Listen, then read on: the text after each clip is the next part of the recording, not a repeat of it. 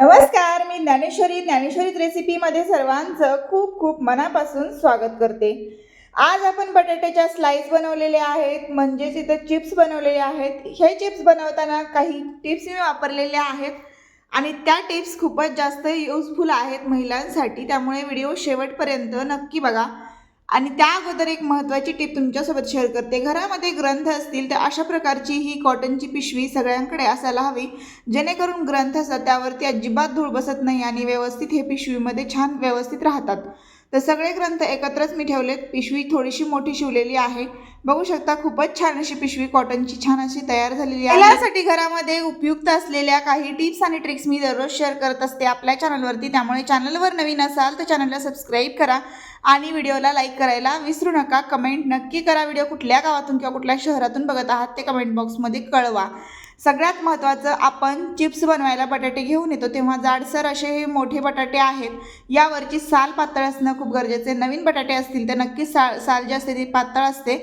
आणि बटाटे सुरुवातीलाच धुत असताना काय करायचं आहे की पाण्याखाली स्वच्छ धुवून घेण्याऐवजी एका मोठ्या टपात किंवा अशा पद्धतीने टाकीमध्ये बटाटे काढून घ्यायचे। त्यामध्ये भरपूर मीठ टाकायचं, साधारण एक वाटी तरी। आणि हे 30 किलो बटाटे आहेत, तर त्यासाठी आपण मीठ टाकून पाणी टाकून हे बटाटे असेच ठेवून दिलेले आहेत। तास 2 तासासाठी किंवा मग 4-5 तासासाठी हे असेच ठेवायचे, कारण खूपच इझिली असे हे नंतर स्वच्छ होतात। यावरची पूर्ण माती आणि जो काही नको असलेला लेअर असतो तो अगदी सहजरित्या निघून जातो। तर सेम पद्धतीने हे रताळे सुद्धा आपण स्वच्छ करू शकतो मिठाच्या पाण्यामध्ये, म्हणजे 2 वेळेस पुन्हा एकदा अजून चांगल्या पाण्यातून धुवून घेतले की मग स्वच्छ होतात। रताळ्याची खीर किंवा त्यासोबतच केळीचं शिकरण बनवताना स्मॅशरचा वापर एकदा करून बघा, खूपच स्मूथ अशी खीर तयार होते। त्यानंतर सफरचंद चिरत असताना अशा एकदम स्लाइस सारख्या याच्या फोडी काढून घ्यायच्या, म्हणजे कुठे किडका असेल किंवा खराब असेल तर ते पूर्ण असं ॲपल जे आहे ते आपल्याला दिसून येतं आणि याच्या छान अशा आपल्याला हव्या तशा स्लाइस किंवा फोडी करता येतात। पुढची आहे टीप, ती पण आपण बघतोय। ज्यावेळी फ्रूटचं सॅलड आपण बनवतो ना, त्यावेळी आपल्याला सगळे फ्रूट जे असतात घरामध्ये उपलब्ध असलेले, तर ते असे छान बारीकसर चिरून घेतले किंवा स्लाइस करून घेतल्या तर जेवताना खायला जे आहे ते सोपं जातं आणि खूपच जास्त आपला वेळ जात नाही। वेगवेगळे फ्रूट्स जे असतात ते खाण्यामध्ये किंवा त्याच्या साली काढण्यामध्ये अगदी रेडी असं हे आपण जेवणाच्या आधी तासभराने किंवा एक 15-20 मिनिटांनी सुद्धा हे सॅलड बनवू शकतो, कारण आपल्याला एकच कुठलं फ्रूट जेवताना खावंसं वाटत नाही। त्यामुळे खूप सारे 3-4 फ्रूट्स एकत्र करून त्याचं छान असं सॅलड बनवून आपण जेवताना खायला घेऊ शकतो, जेणेकरून सगळे फ्रूट्स जे असतात ते आपल्या आहारामध्ये त्याचा समावेश होतो आणि आपल्याला ते ॲट ए टाईम खाता येतात। पुढची आपली टीप आहे, मुलंसुद्धा खूप जास्त आवडीने खातात। चिकूची साल काढणं सगळ्यांनाच खूप कठीण जातं, तर सुरुवातीला 4 फोडीमध्ये मी चिकू कट करून घेतला।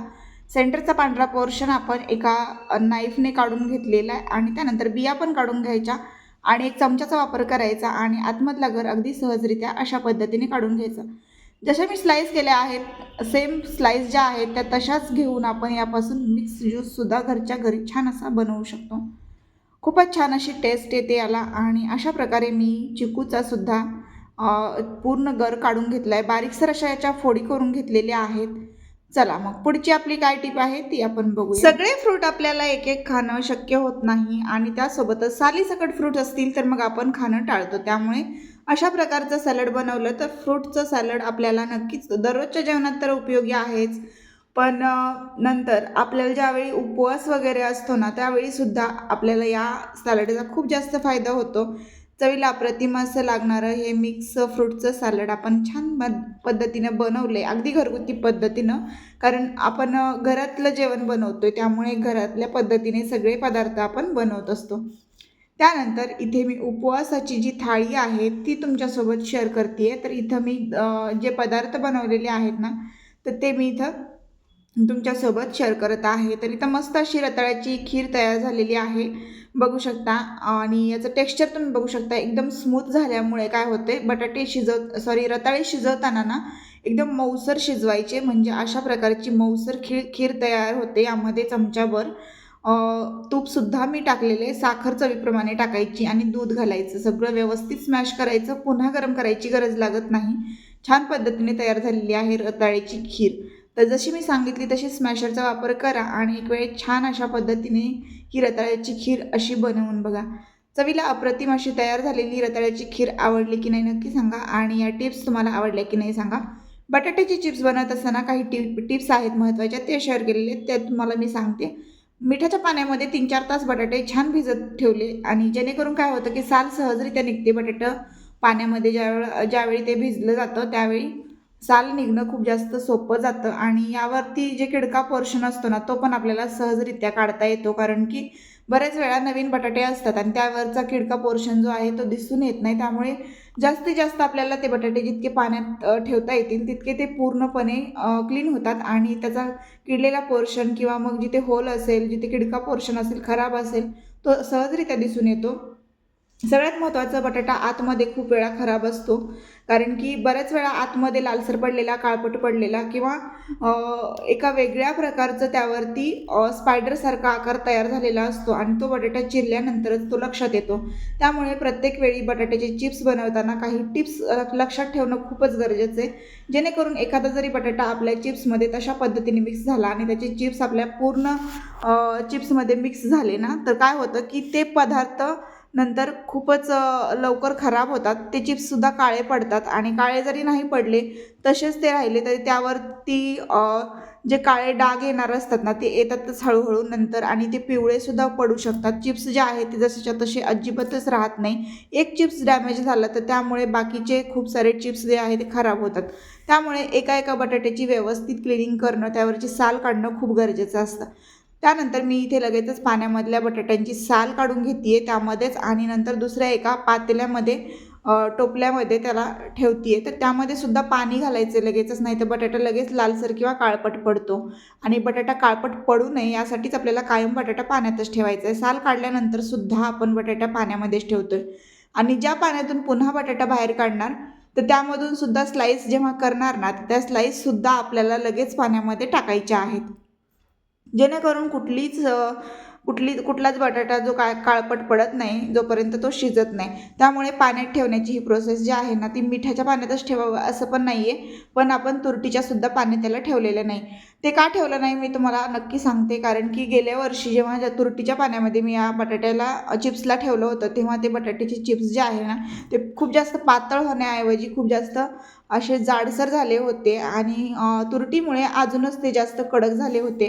त्यामुळे आपल्याला चिप्स जे असतात ते अगदी नॉर्मली सॉफ्ट हवे असतात, तर ते सॉफ्ट होत नाही. त्यासाठी तुरटीचं प्रमाण कमीच वापरायचं आहे. इथे बघू शकता लालसर आणि खराब बटाटा मी तुमच्यासोबत शेअर केला आहे. तर या बटाट्याकडे नक्की लक्ष द्या. तुम्ही सुद्धा उन्हाळ्यामध्ये बटाट्याचे चिप्स बनवताना बटाटे जे आहेत ते असे व्यवस्थित स्लाईस करताना केअरफुली करा आणि आतमध्ये एक रेष असते बघा अशा प्रकारची दिसून येते आणि जर तसा बटाटा असेल तर ती सुद्धा बटाट्याची रेष खराबच असते. बटाटा जो आहे तो आतमधून खराब असल्याचं पहिलं लक्षण म्हणजे बटाट्यामध्ये दिसणारी काळपट रेष. या रेषेमुळे काय होतं की बटाटा हळूहळू खराब होतो. जर तो जसा तसा ठेवण्यात आला तर तो घरामध्ये जेव्हा एक महिनाभर जरी बटाटा ठेवला किंवा 15 दिवस ठेवला तर तो लगेचच खराब होणार, म्हणजे तो ऑलरेडी खराब व्हायला सुरुवात झालेली असते. अशा पद्धतीने लाल टिपके असतात बघा, आतमध्ये भरपूर अशा काळपट रेषा असतात. तर या बटाट्यामुळे कॅन्सर होण्याची शक्यता असते. भरपूर अशा मोठ्या आजारांना थांबवण्यासाठी आपण या छोट्या छोट्या गोष्टींकडे लक्ष देणं खूपच गरजेचं आहे. अन्नपदार्थामधूनच खूप चुकीच्या गोष्टी आपल्या आहारामध्ये जातात आणि त्यामुळेच मोठमोठ्या आजारांना आपल्याला सामोरं जावं लागतं. हे मोठमोठे आजार जे आहेत ते टाळण्यासाठीच आपल्याला बटाट्याकडे खूप जास्त केअरफुली बघणं गरजेचं आहे. खूप वेळा बटाट्यामुळेच आपल्याला कॅन्सर हा आजार होतो आणि तो आजार टाळण्यासाठीच आपण बटाटे जे आहेत ते व्यवस्थित स्वच्छ करून मग चिरून मगच ते स्वच्छ असे शिजवून घेतले पाहिजे, नंतरच ती भाजीसुद्धा बनवली पाहिजे. मी इथे बटाट्याचे चिप्स बनवत असताना काही टिप्स माझ्या लक्षात आल्या म्हणून तुमच्यासोबत शेअर केल्या, कारण या टिप्स ज्या आहेत त्या भाजी बनवताना सुद्धा दररोज सुद्धा महिलांना कामी येऊ शकतात. याचा आरोग्यावर खूपच जास्त म्हणजे दुष्परिणाम व्हायला नको यासाठी महिलांना माहीत असणं गरजेचे असलेल्या काही टिप्स तुमच्यासोबत शेअर करताना खूप छान वाटलं. व्हिडिओ तुम्हाला आवडला की नाही कमेंटमध्ये सांगा. जर व्हिडिओ आवडला असेल तर व्हिडिओला लाईक करायला विसरू नका, कमेंटही नक्की करा. सगळ्यात महत्त्वाचं म्हणजे कुठून व्हिडिओ बघत आहात ते कमेंट बॉक्समध्ये नक्की कळवा. चला तर मग पुन्हा भेटू अशाच एका छानशा व्हिडिओसोबत. आणि हो, आजचा व्हिडिओ तुम्ही सगळ्यांनी शेवटपर्यंत पाहिल्याबद्दल पुन्हा एकदा सगळ्यांचे मनापासून धन्यवाद.